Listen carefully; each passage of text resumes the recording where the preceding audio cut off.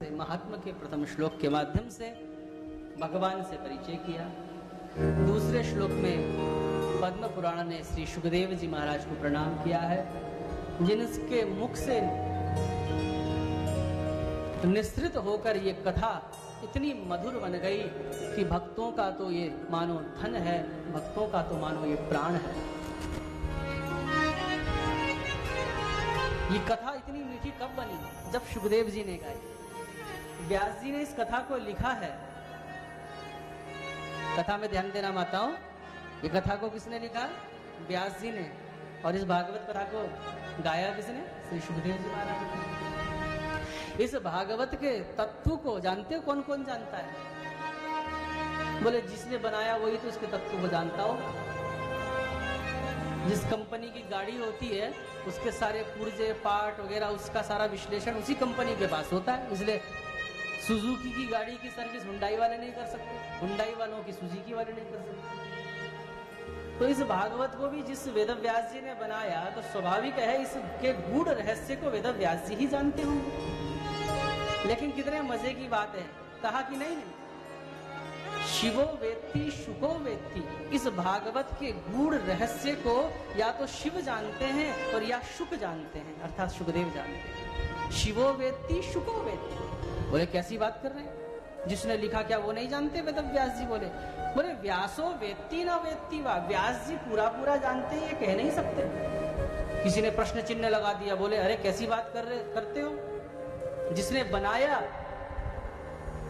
उससे बढ़कर इसके गूढ़ तत्व को कौन जान सकता है? तो कहा है कि बोले जो चीज बनाता है जरूरी नहीं कि वो चीज चलाना भी जानता हो। कैसे?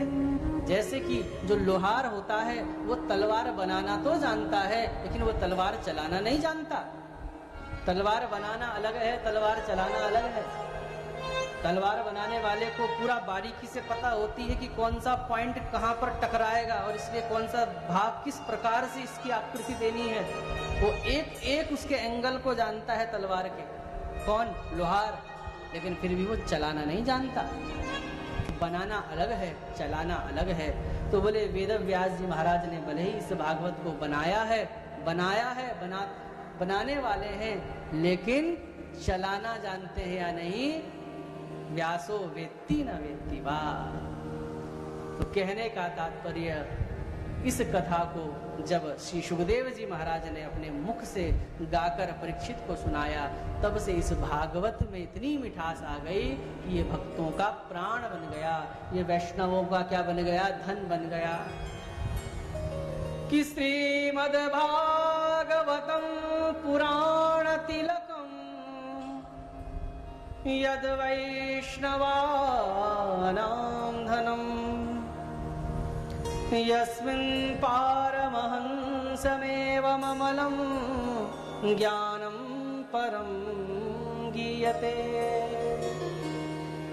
यत्र ज्ञान विराग भक्ति सहितं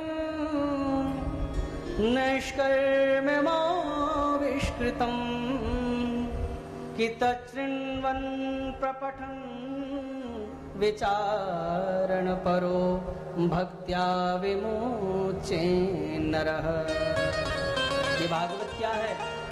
श्रीमद्भागवतम पुराण तिलकम। बोले 18 पुराण जो हैं, उन पुराणों में 18 पुराणों में ये श्रीमद् भागवत क्या है? उन सब पुराणों का तिलक है।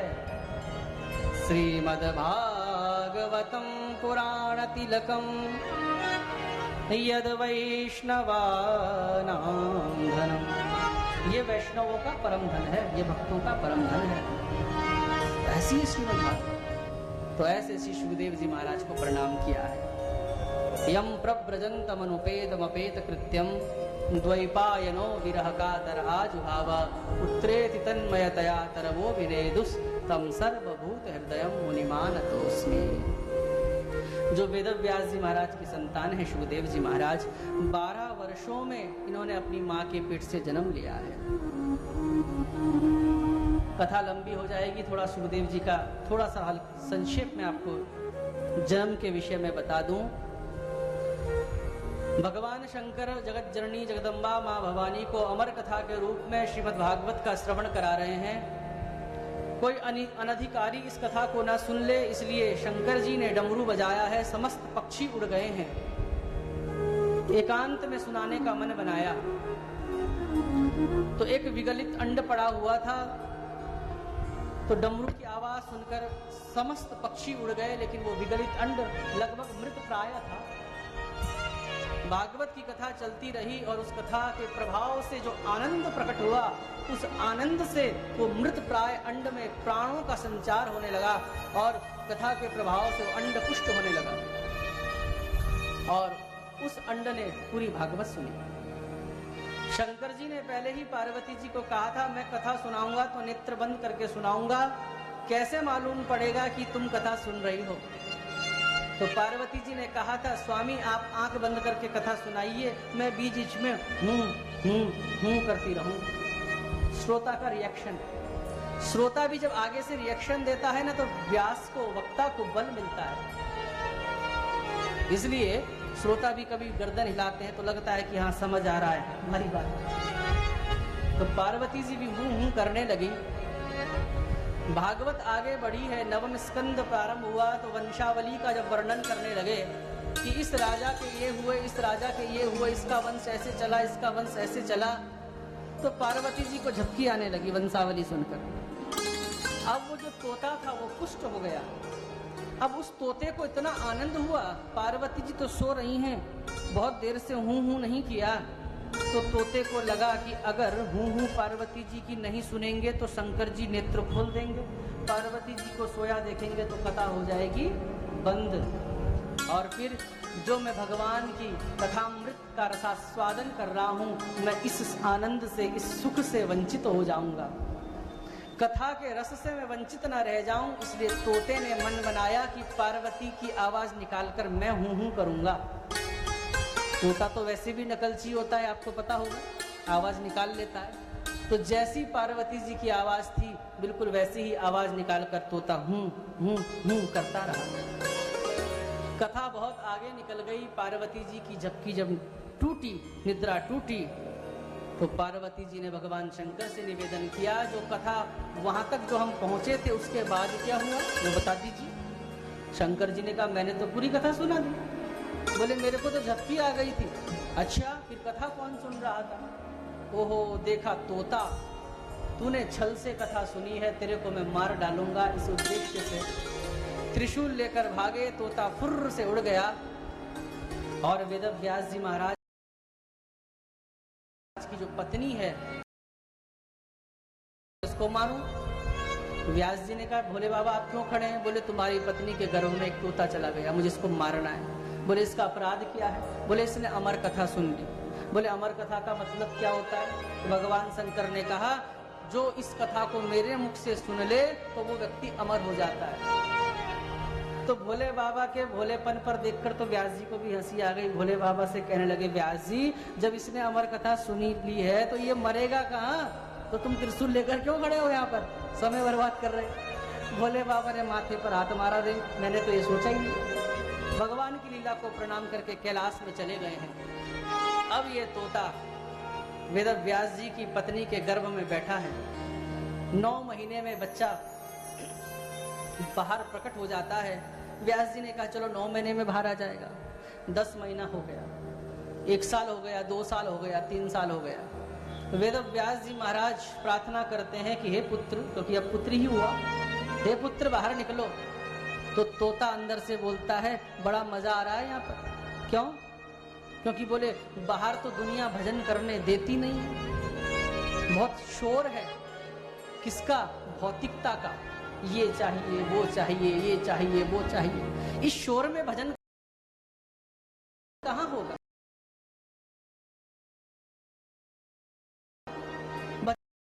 भजन करने बैठो, अपनी 2 मंजिल है तो पड़ोसी की 3री मंजिल देख देख कर किलस रहे, भजन कहाँ होगा? अपनी छोटी गाड़ी है, कल ही दिवाली के दिन पड़ोसी बड़ी गाड़ी ले आया, तो भजन करते हुए बार बार उसकी चमचमाती हुई गाड़ी में ध्यान जा रहा है, कहाँ भजन? तो तोता अंदर से कहता है यहाँ बहुत बढ़िया भजन हो रहा है कि जैसे कि कंदरा में शांत वातावरण में व्यक्ति भजन करता है, वैसे कि जो माँ का गर्भ है ये मेरे लिए कंदरा का काम कर रहा है, गुफा का काम कर रहा है, बहुत आनंद आ रहा है। वेद व्यास जी ने कहा तुमको तो आनंद आ रहा है, लेकिन 4-5 साल हो गए, तुम्हारी माता को तो कष्ट हो रहा है, भजन करने दो। प्रार्थना करते करते करते करते 12 साल निकल गए। 12वां साल लगा, माता को थोड़ा पेट में दर्द की प्रॉब्लम भी होने लगी। तब वेद व्यास जी ने कहा कि अपनी माँ को इस प्रकार से कष्ट देना एक पुत्र का कर्तव्य नहीं होता, पुत्र बाहर निकलो।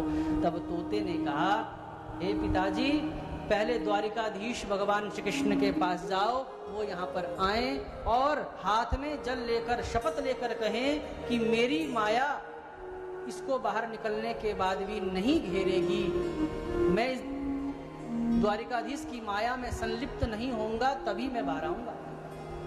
क्योंकि व्यक्ति हम सब जब माँ के गर्भ में होते हैं तो अपने पूर्व जन्मों का क्लेश स्मरण कर करके हमको इतना कष्ट होता है कि अरे इतने जन्मों में हमने इतने कष्ट सहे। तो हम भगवान से प्रार्थना करते हैं, भगवान का भजन करते हैं माँ के पेट में कि आगे से हमको कष्ट ना हो। पुनरपि जननम पुनरपि मरणम पुनरपि जननी जठरे शयनम। हम इतना भजन करेंगे कि पुनः माँ के गर्भ में आना नहीं पड़ेगा और माँ के मलमूत्र से सने हुए इस कूप में, इस कुएं में कितनी दुर्गति हमारी हो रही है, क्षण क्षण में मूर्छित हो जाते हैं। कभी कोई विष्ठा का कीड़ा काटता है, कभी कोई विष्ठा का कीड़ा काटता है। इसलिए हे प्रभु इतना भजन करेंगे कि कभी किसी माँ के गर्भ में नहीं जाएंगे, सीधा तुम्हारे वैकुंठ धाम जाएंगे।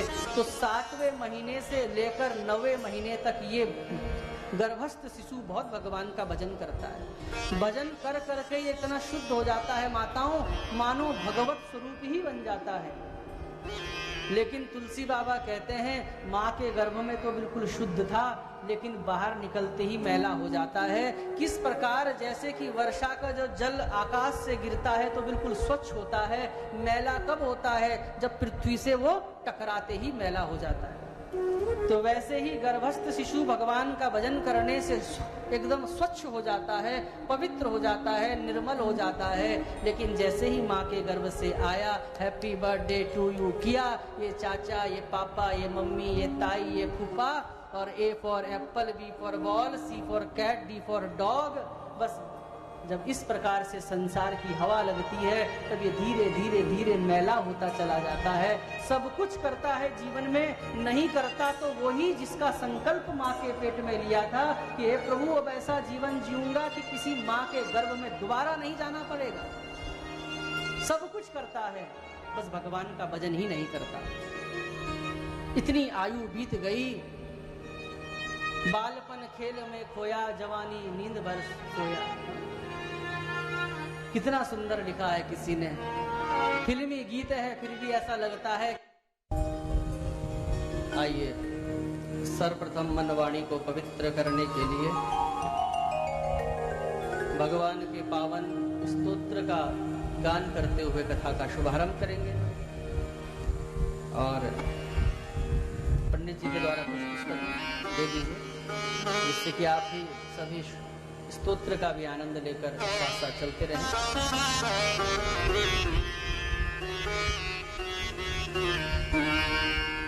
और भैया जो पानी की व्यवस्था है ना, बीच में नहीं लाना, जिसको प्यास लगेगी पीछे व्यवस्था है, कथा में नहीं होता ये, आजकल व्यवहारिकता ज्यादा हो गई है। तो पानी की व्यवस्था है, जिसको प्यास लगेगी वो पीछे जाकर पीकर आएंगे। प्रेम से कहे श्याम। पृष्ठ संख्या 31 निकाल लीजिए, पृष्ठ संख्या 31 निकाल लीजिए। श्री कृष्णाष्टकम्।